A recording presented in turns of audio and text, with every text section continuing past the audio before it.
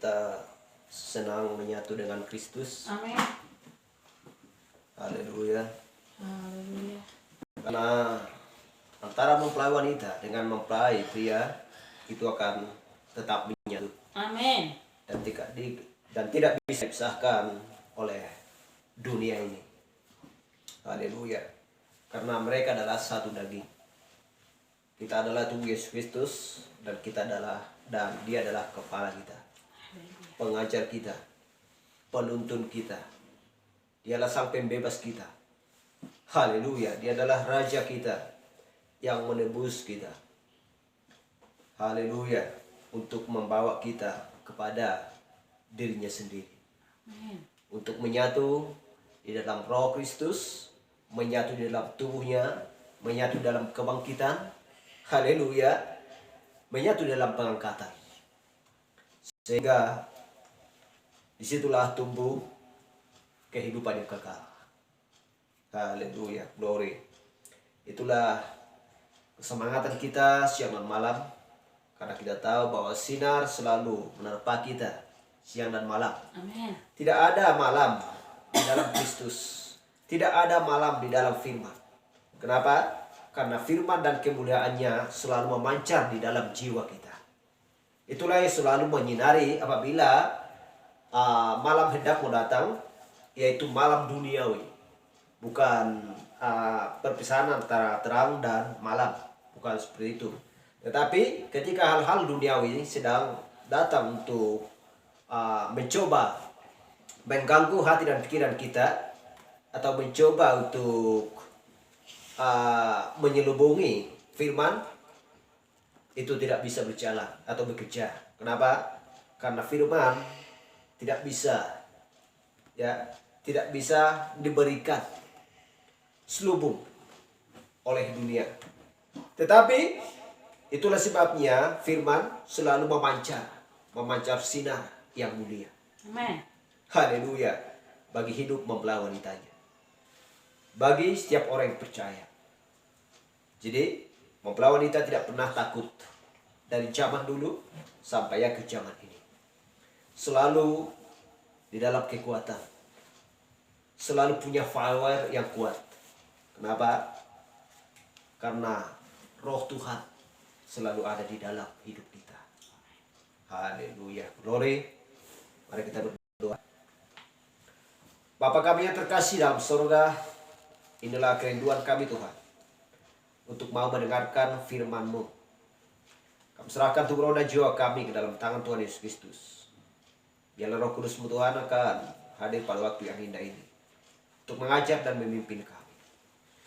Biarlah Engkau Tuhan mengurapi setiap kepala dan mengurapi setiap telinga Tuhan, menjadi telinga seorang murid yang baik, Bapa yang baik. Terima kasih Tuhan, sebentar lagi kami akan membacakan sebagian dari firman-Mu. Biarlah Roh Kudus-Mu Tuhan akan mengarahkan hati dan pikiran kami menuju kepada firman-Mu. Terima kasih Bapa, saudara-saudari kami yang seiman dengan kami Tuhan, bila kami saling mendoakan dan saling menguatkan Tuhan. Bila ada yang lemah, bila Engkau menguatkan. Bila ada yang sakit, bila Engkau menyembuhkan Tuhan. Terima kasih Bapa, juga keluarga, saudara-saudari kami yang orang tua kami dan juga dari kami semuanya Tuhan, tanpa terkecuali. Kami membawa mereka dalam doa kami Tuhan. Biarlah Engkau memberikan Tuhan kepada mereka sebuah mata yang bisa melihat akan kebenaran-Mu di akhir zaman ini Tuhan. Untuk supaya kami bisa menyatu di dalam Roh Kristus. Untuk supaya kami bisa duduk Tuhan atau berdiri atas batu karang yang teguh yang Kau bangun sendiri Tuhan. Bapa yang baik, kami yakin dan percaya bahwa doa Orang Kudus sangat besar kuasanya. Terima kasih Bapa, kami berdoa dalam nama Yesus Kristus. Haleluya. Amin. Amin. Silakan dulu. Haleluya. Bagaimana pembahasan kita minggu kemarin, karena khotbah tidak ditampilkan minggu kemarin karena ada gangguan listrik lampu ke tempat tidak menyala ya, sehingga videonya kurang bagus. Jadi sekarang kan kita pujilah Tuhan, sekarang kan ditampilkan karena semuanya adalah rencana Tuhan yang indah dalam hidup kita. Kita sudah membahas bagaimana tentang tradisi-tradisi dan hari istiadat yang tertulis di Markus 7 ayat 3 dan ayat 7, dan selanjutnya dan 1 Petrus 1 ayat 18. Haleluya, bagaimana tentang tradisi-tradisi buatan manusia yang tidak berasal dari Allah, yang tidak dikehendaki oleh Allah. Tetapi semuanya itu harus berjalan karena ada perpisahan antara malam dan terang, dan harus memisahkan itu. Tuhan harus memisahkan itu. Itulah sebabnya Kristus berkata, yang dari Allah akan kembali kepada Allah, yang dari kaisar akan kembali kepada kaisar. Jadi buatan manusia itu tidak berdampak bagi Kristus. Yang berdampak bagi Kristus adalah hanya firman-Nya, kehendaknya, yang Dia inginkan untuk dilakukan oleh mempelai wanita, untuk supaya bisa dilakukan setiap orang yang percaya kepada Tuhan. Itulah kehendaknya dan itulah yang Dia inginkan. Haleluya. Jadi kita akan langsung membahas bagaimana tentang adopsi. Kita tahu bahwa adopsi adalah penempatan. Artinya adopsi adalah penempatan, bahwa seseorang sudah ditempatkan di suatu tempat yang sudah dipilih, yang sudah ditentukan oleh Tuhan. Dan benar-benar yang ditempatkannya itu adalah benar-benar adalah anaknya sendiri, yang semuanya diberikan kepada dia dan menjadi hak kuasanya. Baik sepatu, baik pakaiannya, semuanya akan diberikan dan diperlengkapi kepada dia untuk supaya menjadi anak-anaknya. Itulah arti adopsi. Dan dia sudah nyaman di suatu tempat. Kenapa? Karena semuanya sudah diserahkan kepadanya. Haleluya. Glory. Itulah yang menjadi seorang anak, yang sudah ditentukan Tuhan, yang sudah dipilih sebelum dasar dunia ada. Baik, mari kita langsung kita buka Alkitab kita yang tertulis di kitab Efesus 1 ayat 5 sampai 9.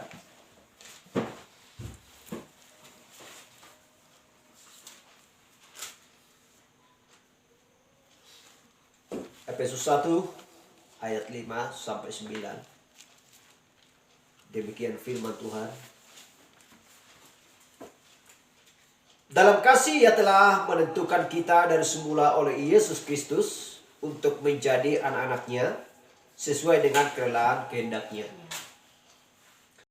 supaya terpujilah kasih karunia-Nya yang mulia, yang dikaruniakannya kepada kita di dalam Dia yang dikasihinya.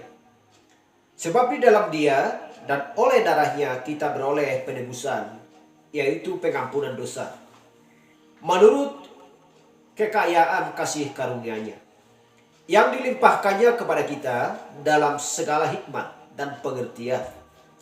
Sebab Ia telah menyatakan rahasia kehendak-Nya kepada kita, sesuai dengan rencana kerelaan-Nya, yaitu rencana kerelaan yang dari semula telah ditetapkannya di dalam Kristus. Haleluya. Haleluya. Glory. Dan kita akan banyak membaca ayat-ayat pada waktu yang kita ini. Haleluya. Dikatakan di sini, dalam kasih Ia telah menentukan kita dari semula oleh Yesus Kristus untuk menjadi anak-anaknya, sesuai dengan kerelaan kehendak-Nya. Apakah kehendak Kristus? Apakah kerelaan Kristus? Apakah program Yesus Kristus? Disinilah kita harus melihat bahwa pasti itu adalah sesuai dengan rencana Tuhan, bukan sesuatu rencana manusia, bukan sesuatu programnya manusia. Itu tidak berlaku, tidak berdampak bagi Kristus, sesuai dengan kehendak-Nya. Apakah kehendak Kristus? Kenalilah pohon dari buahnya. Haleluya. Jadi kita tahu bahwa kehendak Kristus di zaman dulu, di zaman Pentakosta, di mana Tuhan mencurahkan rohnya kepada orang-orang percaya. Dan mereka berbahasa lidah. Haleluya.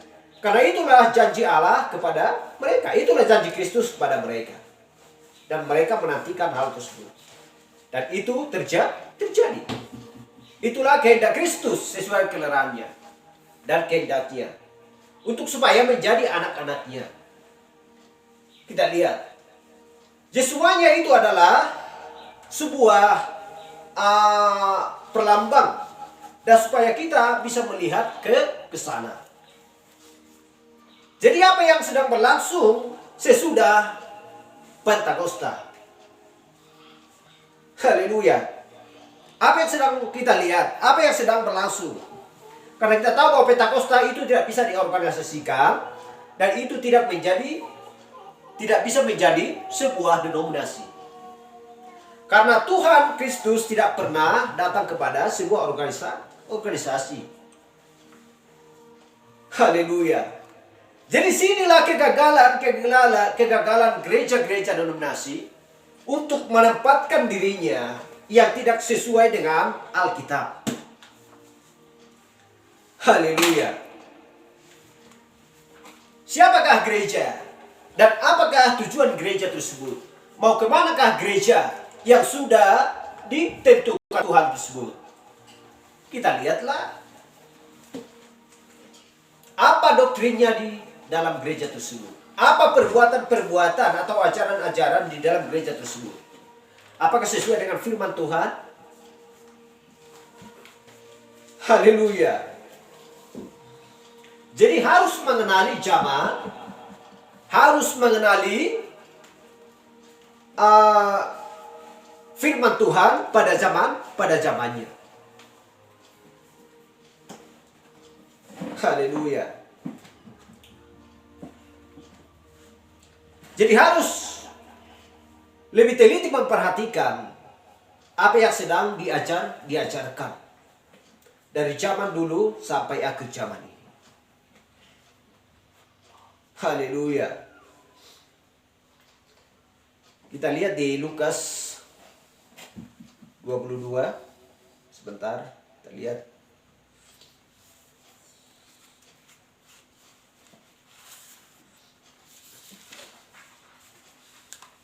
Lukas 22 ayat 32. Tetapi aku telah berdoa untuk engkau supaya imanmu jangan gugur. Dan engkau, jika engkau sudah insaf, kuatkanlah saudara-saudaramu. Haleluya. Kuatkanlah saudara-saudaramu. Kuatkanlah saudara-saudaramu Petrus. Jikalau engkau sudah insaf. Haleluya. Buatlah saudara-saudaramu tertarik akan engkau. Semua orang akan tertarik kepada engkau. Jangan engkau mau diselubungi oleh kegelapan. Jadi dialah yang harus menjadi contoh. Mempelai wanita harus bisa menjadi contoh bagi baik bertetangga, berkeluarga, kepada juga saudara, kepada siapapun orangnya. Supaya nyata bahwa di dalam dirinya firman Tuhan sedang bekerja siang dan malam. Haleluya. Supaya imanmu jangan gugur. Supaya iman orang percaya jangan gugur. Jadi bagaimanapun pengaruh dunia untuk mempengaruhi hidupnya, itu tidak akan bisa diganggu atau terganggu. Haleluya. Kenapa? Harus tahan menderita. Harus merendah.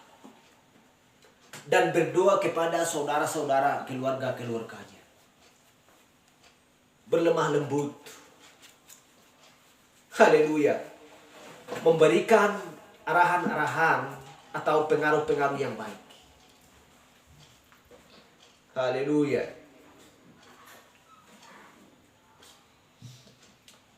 Glory. Kita lihat Markus 16 ayat 19.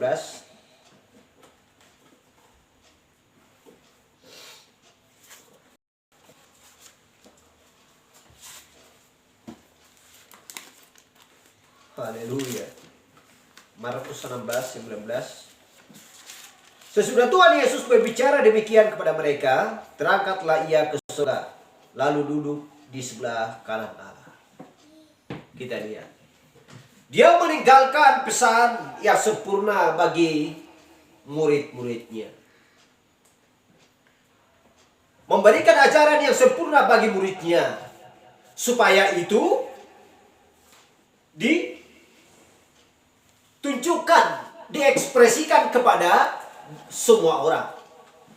Apa yang diajarkan oleh Yesus Kristus kepada mereka. Semua itu tidak bisa ditinggalkan atau dipisah-pisahkan.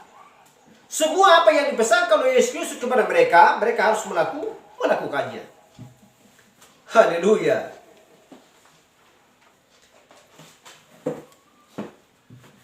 Kita lihat di Yohanes 17 ayat 17.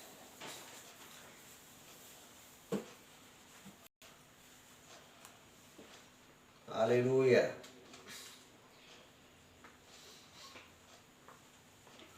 Kuduskanlah mereka dalam kebenaran. Firman-Mu adalah kebenaran. Kuduskanlah mereka dalam kebenaran. Firman-Mu adalah kebenaran. Haleluya. Jadi harus dikuduskan dengan kebenaran. Lewat apa? Lewat firman. Bahwa firman itu adalah kebenaran. Bahwa firman itu adalah Kristus. Kristus adalah kebenaran. Haleluya. Jadi tanpa pengajaran firman, tanpa ada pengudusan, maka kebenaran tidak ada di dalam diri mereka. Itulah sebabnya harus melakukan kebenaran firman Tuhan sesuai dengan ajaran Kristus. Untuk supaya menggenapkan Galatia 1 ayat 8 dan juga untuk menggenapkan Wahyu 22, 18, 19. Supaya tidak menambah dan mengurangi. Haleluya.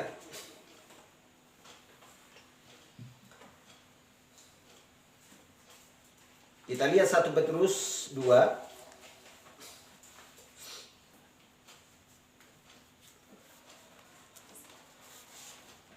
1 Petrus 2 ayat 16.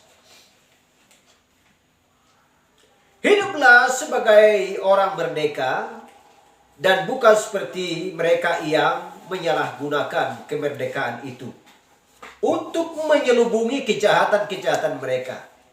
Tetapi hiduplah sebagai hamba Allah. Amin. Haleluya. Haleluya. Glory. Hiduplah sebagai orang merdeka. Haleluya.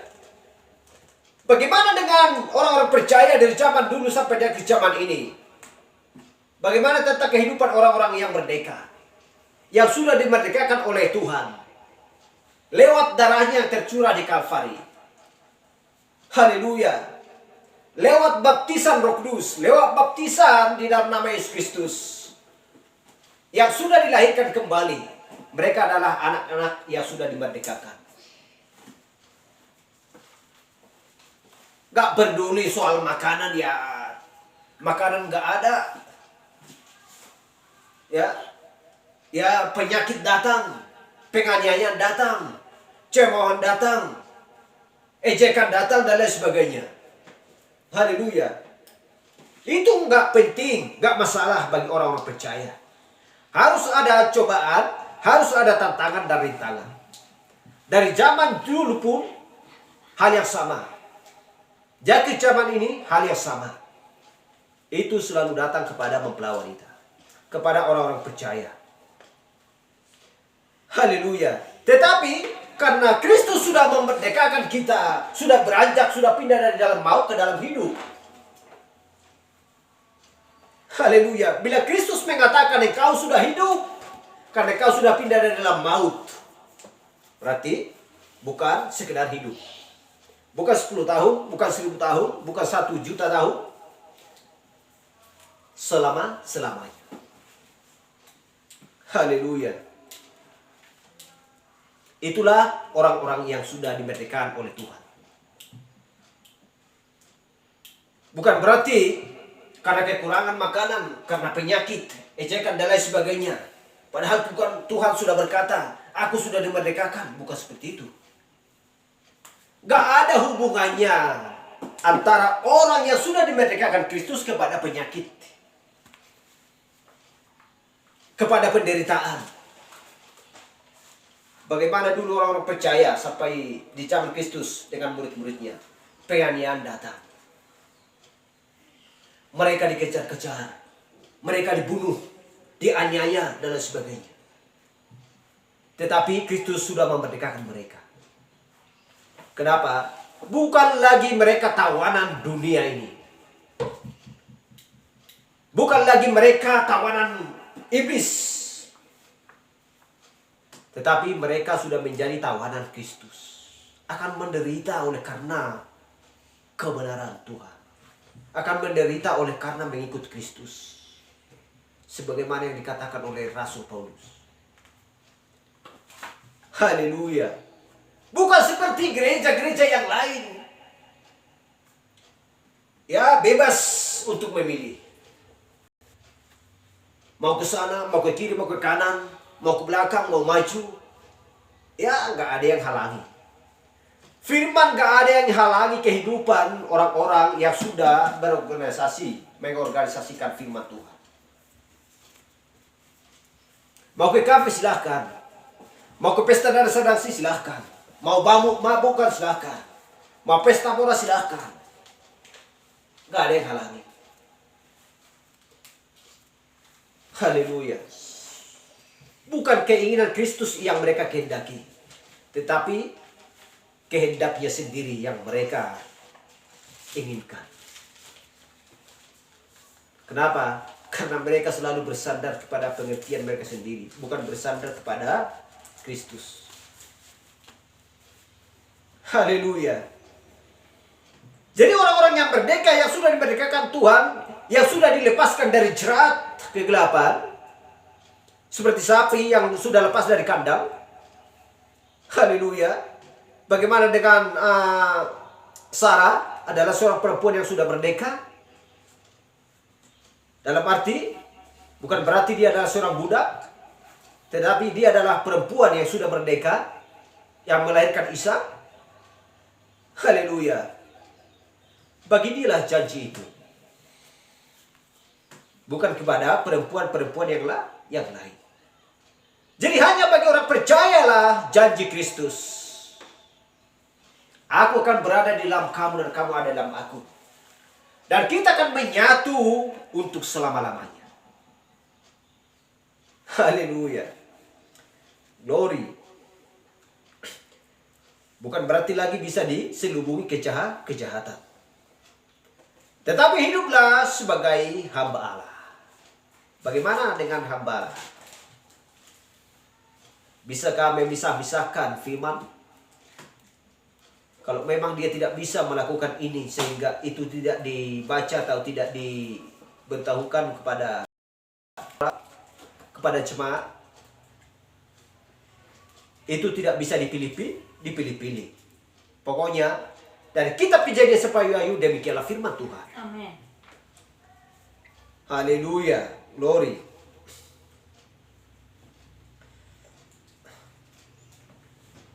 Kita baca sebentar Kejadian 3 ayat 15.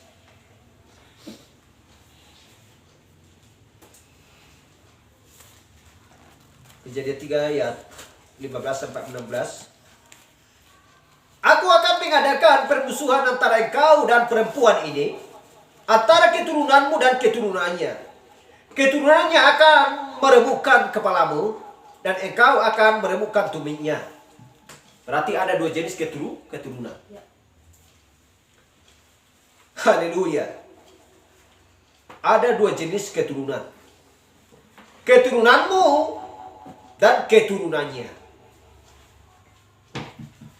Haleluya. Yang dimaksudkan siapa? Yang dilahirkan perempuan, yang dilahirkan oleh Hawa adalah hanya dua orang. Yang pertama, itu adalah Kain dan Habel. Setelah ular itu memperdaya perempuan tersebut, maka Tuhan mengutuk. Haleluya. Apakah ular mempunyai keturunan? Untuk supaya bisa meremukkan. Haleluya. Keturunannya akan meremukkan kepalamu dan engkau akan meremukkan tumitnya. Kita lihat. Mereka akan saling bermusuhan. Dan sejak pada waktu tersebut sampai dunia ini berakhir, aku selalu bertentangan, tidak bisa bertemu.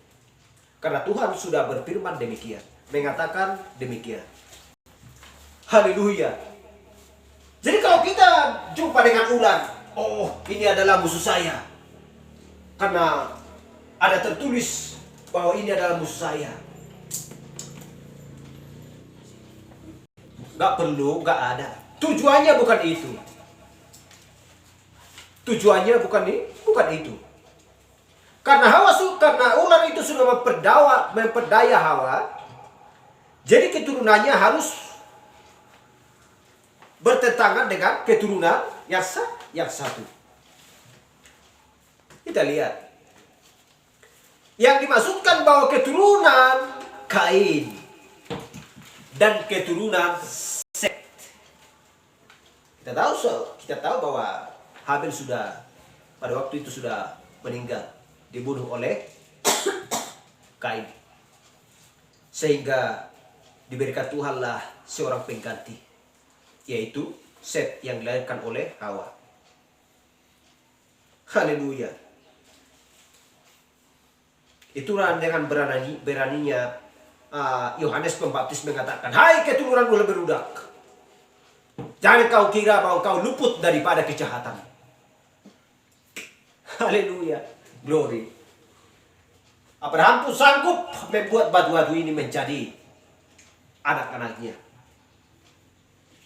Bukan seperti perbuatan yang jahat. Kenapa dikatakan keturunan ular beludak? Siapakah dia? Haleluya. Sehingga sampai ke zaman ini, sampai kedatangan Kristus selalu bermusuhan antara keturunan Kain dan Set. Kita lihat. Siapakah yang berdaya Hawa? Adalah ular tersebut. Bukan seperti ular yang sekarang. Ular yang sekarang ya nggak punya kaki, nggak punya tangan, nggak bisa bicara. Dulu ular tersebut adalah ganteng, punya kaki, punya tangan, punya mulut, dan pintar bicara. Ular yang paling cerdik dari segala binatang. Haleluya. Jadi itulah sebabnya orang yang sudah dimerdekakan Kristus lewat darahnya, lewat pencurahan Roh Kudusnya, lewat baptisan di dalam nama Yesus Kristus, orang-orang yang sudah dilahirkan kembali, mereka adalah anak-anak yang sudah dimerdekakan. Harus bertentangan dengan yang satu ini. Penganiayaan datang, penyakit sudah jatuh ke dalam manusia oleh karena peristiwa yang terjadi di Taman Eden ketika dia memakan buah tersebut. Semua datang. Tetapi bukan itu patokannya. Haleluya. Bukan itu patokannya. Yang penting orang-orang yang percaya sudah merekakan Kristus menjadi miliknya. Haleluya. Sudah merekakan pada perbudakan duniawi.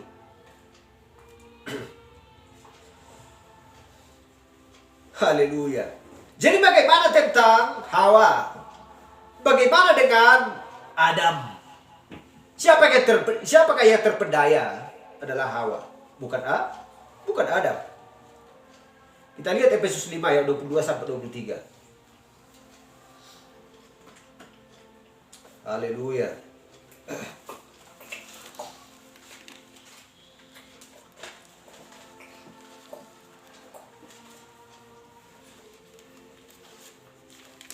Efesus, tolong dibaca Efesus 5 ayat 22 sampai 23. Demikian firman Tuhan. Hai istri, tunduklah kepada suamimu seperti kepada Tuhan. Ayat 23. Karena suami adalah kepala istri sama seperti Kristus adalah kepala jemaat. Dialah yang menyelamatkan tubuh. Haleluya. Haleluya. Glory. Hai istri, tunduklah kepada suami seperti kepada Tuhan. Hai Hawa, tunduklah kepada suamimu, karena kau diambil dari salah satu rusuk daripada Adam. Haleluya. Jadi tentu bahwa Adam itu adalah seorang kepala,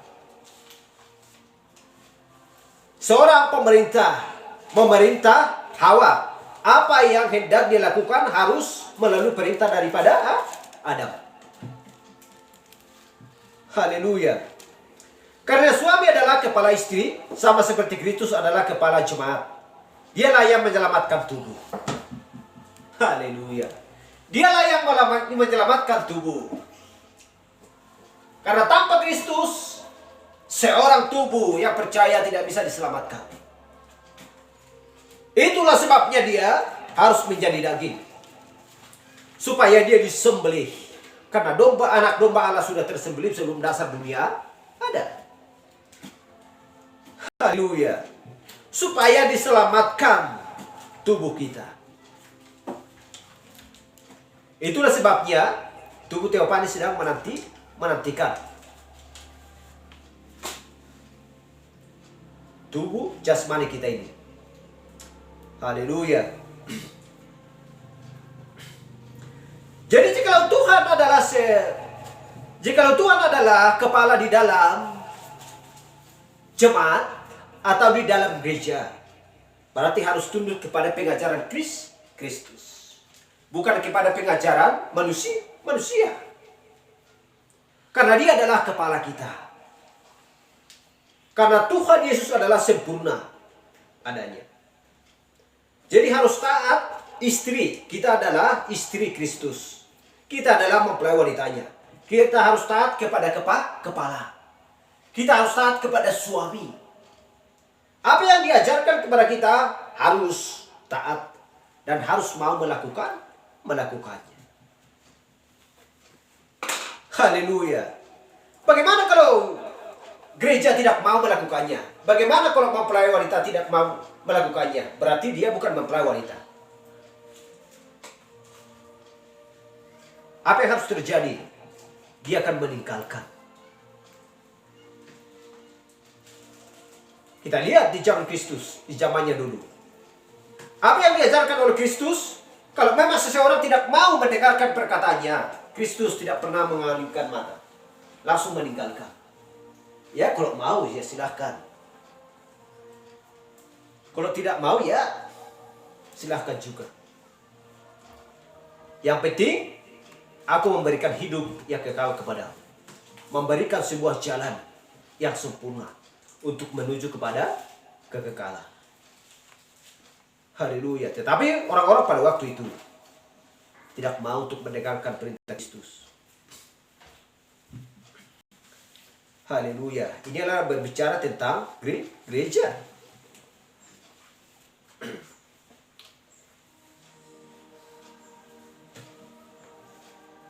Satu Korintus 14 kita lihat. 1 Korintus 14 ayat 34. Haleluya. Ayat 34.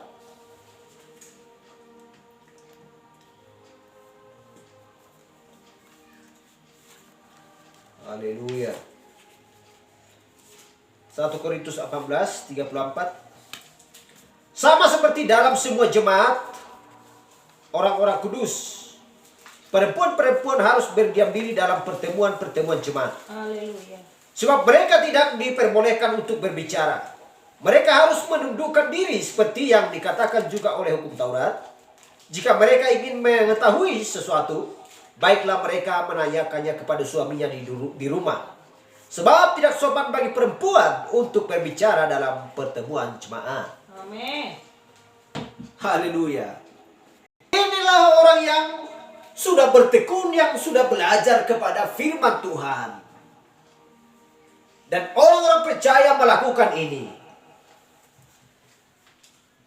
Haleluya. Tidak mengotak-ngatik. Ya Tuhan, saya akan melakukan firman-Mu. Saya akan melakukan pengajaran-Mu. Supaya aku ada di bagian Engkau Tuhan. Haleluya. Tetapi kita lihat bagaimana dengan gereja-gereja yang berkata bahwa mereka adalah taat dan takut kepada Tuhan. Padahal ini tidak dilakukan. Ini di dalam pertemuan di dalam ibadah jemaat. Haleluya. Glory. Kita lihat dulu di 1 Timotius 2 ayat 8. Haleluya.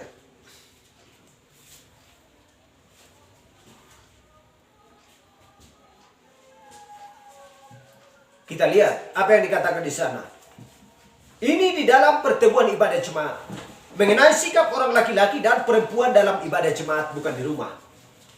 Bukan di desa, bukan di rumah, bukan di tempat yang lain, melainkan di dalam ibadah jemaat. Ini adalah perintah untuk supaya dilakukan orang-orang yang taat kepada Kristus. Kita lihat ayat 8. Oleh karena itu aku ingin supaya di mana-mana orang laki-laki berdoa dengan menadahkan tangan yang suci, tanpa marah dan tanpa berselisih. Amin. Sekalipun di Jakarta beribadah, sekalipun di Kabupaten Humakasundutan beribadah, sekalipun di Amerika, sekalipun di Jepang, sekalipun di Belanda, di mana-mana harus melakukan menadahkan tangan yang suci, tanpa marah dan tanpa berselisih. Demikian juga hendaknya perempuan, hendaklah ia berdandan dengan pantas, dengan sopan dan sederhana. Rambutnya jangan berkepang-kepang, jangan memakai emas atau mutiara ataupun perhiasan-perhiasan yang mahal-mahal. Haleluya. Yang dimasukkan ini bukan berbicara tentang emas tunangan. Ya. Jadi banyak orang yang menunjukkan emas di dalam ibadah jemaat. Mereka ke kalung yang besar, ya, dikeluarkan supaya dilihat-lihat orang. Dan juga memakai pakaian yang mahal-mahal di atas 3 jutaan ke atas, 2 juta dan lain sebagainya. Dan tidak berdandan dengan pantas atau dengan sopan. Padahal dikatakan di sini hendaklah ia berdandan dengan pantas, dengan sopan yang sederhana. Haleluya. Tetapi hendaklah ia berdandan dengan perbuatan baik, seperti yang layak bagi perempuan yang beribadah. Amin.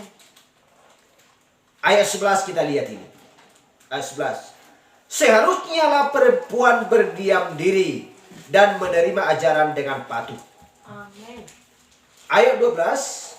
Aku tidak mengizinkan perempuan mengajar, dan juga tidak mengizinkannya memerintah laki-laki. Hendaklah ia berdiam diri. Di mana? Bukan di rumah, bukan di pesta, bukan di tempat yang lain, tetapi di dalam ibadah jemaat. Ya. Di sini dialamatkan bahwa dikatakan di dalam ibadah jemaat. Haleluya, bukan di rumah. Jadi banyak penyelewengan. Di tempat yang lain mengatakan bahwa ini adalah ditempatkan di dalam rumah. Ini bukan di dalam rumah, tetapi dalam pertemuan ibadah jemaat. Di mana orang-orang yang sedang menyembah Allah dalam roh dan kebenaran. Tetapi kita lihat Kalau memang menyembah Allah di dalam roh dan kebenaran, untuk menakuti semua perintah Tuhan. Haleluya. Mereka tidak mau melakukan ini. Mereka tidak mau menginginkan ini, melainkan menentang ayat firman Tuhan tersebut. Haleluya. Apakah pernah berdandan dengan pantas? Tidak. Kita lihat pakaian-pakaian dalam gereja-gereja sekarang. Pakaian-pakaian di atas lutut. Sebagian. Bukan berarti semua ya, sebagian. Tetapi kita lihat pakaiannya, bajunya. Haleluya. Kita lihat sikap mereka di dalam gereja. Gosip banyak, ribut dan lain sebagainya. Banyak hal-hal yang tidak dikehendaki oleh Tuhan. Haleluya. Dan apa yang sedang berlangsung di dalam pertemuan ibadah jemaat? Perempuan sedang mengajar dari mimbar, berkhotbah hanya untuk menentang firman ini. Bukan berarti mereka taat dan takut kepada Tuhan, melainkan menentang ini. Karena sedang ayat firman yang tertulis di 1 Timotius ini mengajarkan supaya perempuan tidak boleh mengajar. Tetapi banyak perempuan yang sedang mengajar, berkhotbah dari mimbar. Apakah sanggup yang diambil salah satu dari rusuk Adam untuk mengkhotbahi Adam? Kita lihat, Hawa lah yang terpedaya, bukan Adam. Tetapi Hawa sedang mencoba untuk mengkhotbahi kepalanya, suaminya. Jadi gereja sekarang sedang berlangsung untuk mengkhotbahi Kristus. Karena Kristus adalah kepala di dalam gereja. Itulah sebabnya Kristus meninggalkan gereja tersebut. Karena gereja sudah mengusir dia dari gereja tersebut. Kenapa? Karena sudah bertentangan dengan firman-Nya. Sehingga Kristus pun meninggalkan. Padahal sudah dia katakan, akulah jalan, akulah pintu. Orang-orang tidak mau mendengarkan firman Tuhan. Haleluya. Kenapa? Karena hal-hal yang berasal dari dunia. Itulah yang mereka kehendaki. Itulah yang mereka inginkan. Bukan pesan Kristus. Bukan perkataan Tuhan. Bukan perkataan Rasul. Bukan perkataan Nabi. Kita lihat. Apakah orang-orang yang seperti itu bisa masuk ke dalam surga? Enggak. Enggak ada jalannya orang-orang seperti itu bisa masuk ke dalam surga. Haleluya. Jadi lantas mereka kemana? Tuhan mempersiapkan neraka bagi orang-orang yang tidak mengakui firman, bagi orang-orang yang tidak melakukan firman, bagi orang-orang yang tidak mau mendengarkan firman. Haleluya, Tuhan sudah menyediakan hukuman, kematian bagi orang-orang yang berdosa. Haleluya.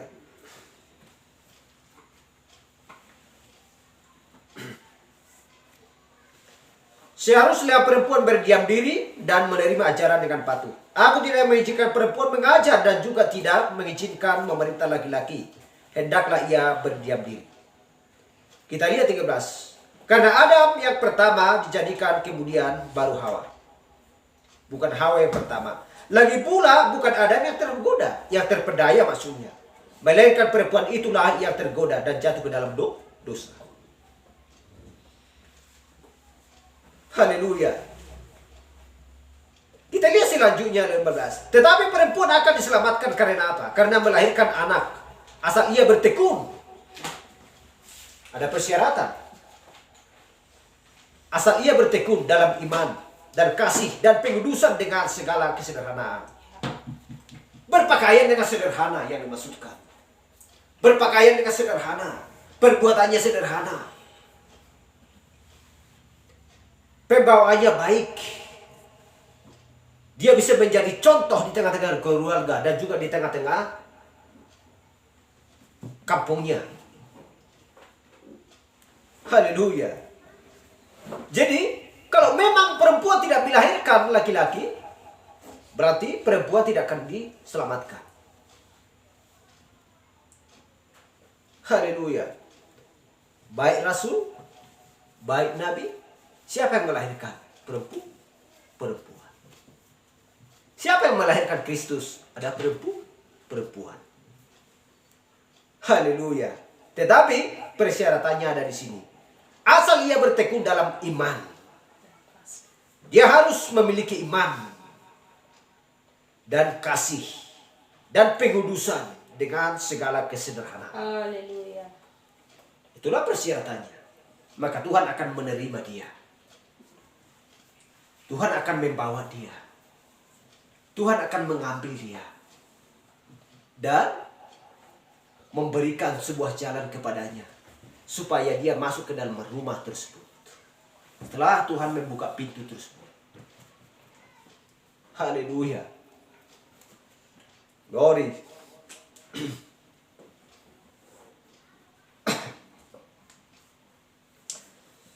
Jadi kita lihat bagaimana dengan Matius 22:14. Banyak yang terpanggil tetapi sedikit yang terpilih. Kenapa dikatakan demikian?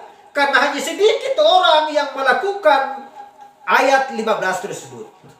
Karena hanya sedikit orang yang melakukan 1 Timotius 2 tersebut.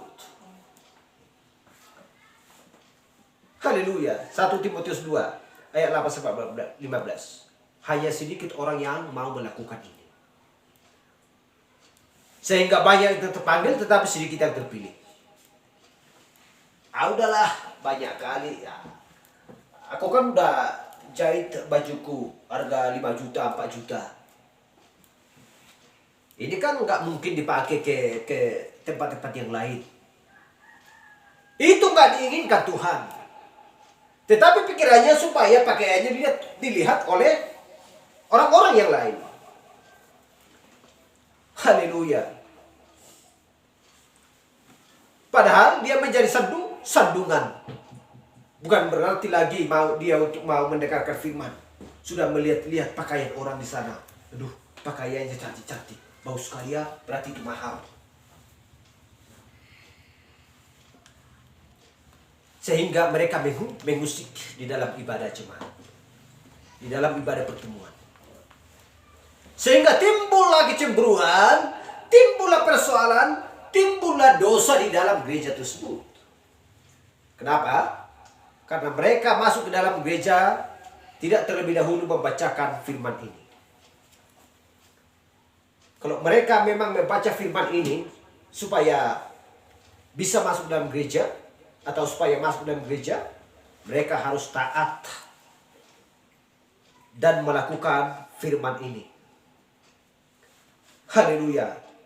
Kalau mereka sudah melakukan firman ini, berarti mereka lah disebut anak-anak Allah. Tetapi untuk supaya menggenapkan Matius 22:14, banyak terpanggil sedikit terpilih, mereka harus menantang ini. Jadi di manalah orang-orang yang sedang melakukan? Di manalah orang-orang yang sedang melakukan firman ini? Lihatlah pohon dari buahnya. Dari buahnya lah kamu mengenal siapa mereka. Hanya mempelai wanita yang bisa melakukan ini. Hanya orang yang percaya yang bisa melakukan ini. Gereja yang sudah berorganisasi tidak bisa. Kita cek. Gereja dimanapun tidak bisa melakukan firman 1 Timotius 2 ini. Ayat 8-15 ini. Haleluya. Glory. Bagaimana dengan baptisan di dalam nama Yesus Kristus? Juga mereka tidak melakukan. Haleluya. Jadi banyak hal-hal yang sudah menyimpang dari pengajaran Tuhan. yang sedang mereka lakukan. Sama seperti di zaman Israel ketika mereka keluar dari Mesir. Banyak hal-hal yang dipengaruhi di perjalanan, konsep dan ide-ide sendiri. Sehingga mereka pun tidak sampai ke tanah perjanjian. Banyak yang terpanggil, sedikit terpilih. Satu dari antara 1 juta. 2 juta lebih berangkat dari Israel, dari Mesir. Tetapi hanya 2 yang sampai. Semua itu adalah pelambang untuk menggenapkan Matius 22 ayat 14. Haleluya.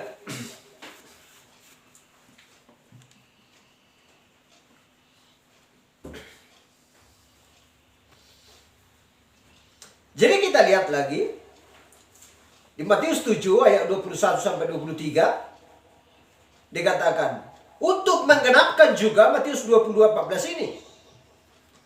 Dikatakan bukan setiap orang yang berseru-seru kepada Aku Tuhan, Tuhan masuk ke dalam kerajaan surga. Melainkan ia yang melakukan kehendak Bapakku yang di surga. Kehendak Tuhan. 1 Timotius 2 ayat 8-15 inilah kehendak Tuhan. Kalau memang orang melakukan ini, ya berarti mereka sudah melakukan kehendak Tuhan. Haleluya. Jadi kalau mereka sudah melakukan kehendak Tuhan, mereka akan bisa masuk ke dalam surga yang kekal. Haleluya. Mereka akan mewarisi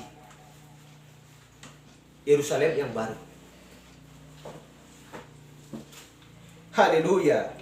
Bukan setiap orang yang berseru-seru kepada Tuhan, Tuhan masuk ke dalam surga. Melainkan ia yang melakukan kehendak Bapa di surga. Pada hari terakhir banyak orang berseru-seru kepada Tuhan, Tuhan. Bukan karena mereka berdua demi namamu, mengusir setan demi namamu, mengadakan mujizat demi namamu juga. Yesus berkata, aku akan terus terang berkata kepada mereka, aku tidak pernah mengenalmu. Enyahlah daripadaku, kalian semua pembuat kejahatan. Apakah orang sudah mengira atau menduga bahwa mereka bisa masuk surga karena mereka sudah bisa mengusir setan, menyembuhkan orang sakit, dan melakukan mujizat? Itu adalah karunia, pemberian. Tapi bukan berarti itu adalah patokan supaya mereka bisa masuk surga. Karena Yesus berkata, aku tidak pernah mengenalmu. Enyahlah dari hadapanku, kamu sekalian pembuat kejahatan. Jadi harus apa yang harus dilakukan? Harus taat kepada firman Tuhan. Harus mengatakan ya dan amin setiap perkataan firman Tuhan. Haleluya. Ini harus kamu lakukan. Ya, amin Tuhan. Berikan kekuatan kepada aku untuk melakukan firman. Itulah perkataan orang-orang yang percaya. Orang-orang yang takut akan Tuhan. Haleluya.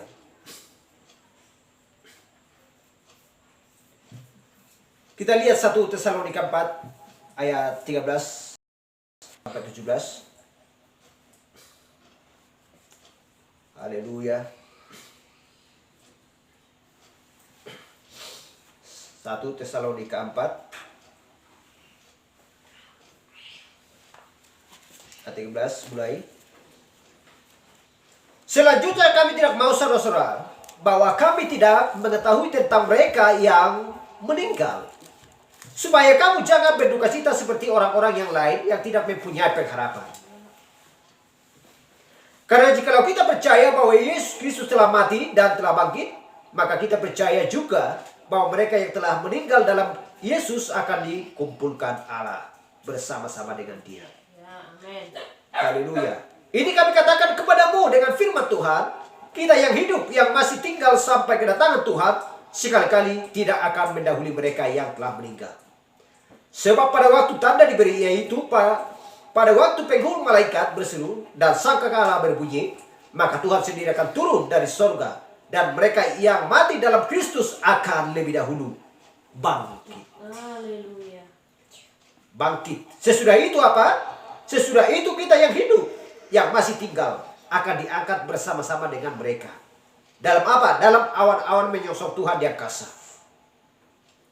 Demikianlah kita akan selama-lamanya bersama-sama dengan Tuhan. Bukan 1000 tahun, bukan 10 tahun, bukan 100 tahun, tapi selama-lamanya. Amin. Haleluya. Bukan berarti semua manusia harus mati. Tidak. Ada pengubahan tubuh. Ada pengangkatan. Haleluya. Henok aja nggak mati. Jadi ada pengubahan tubuh bagi orang yang percaya. Yang sedang menantikan kedatangan Kristus yang kedua kalinya. Haleluya. Akan diubahkan dengan sekejap mata. Dan orang-orang yang kudus, orang-orang yang percaya akan keluar dan bangkit. Dan mereka tidak pernah ketinggalan. Haleluya.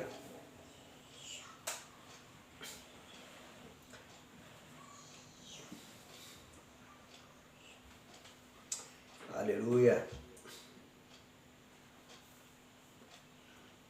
Kita lihat Matius 6 ayat 28. Itu sebagai penutup. Matius 6 ayat 28.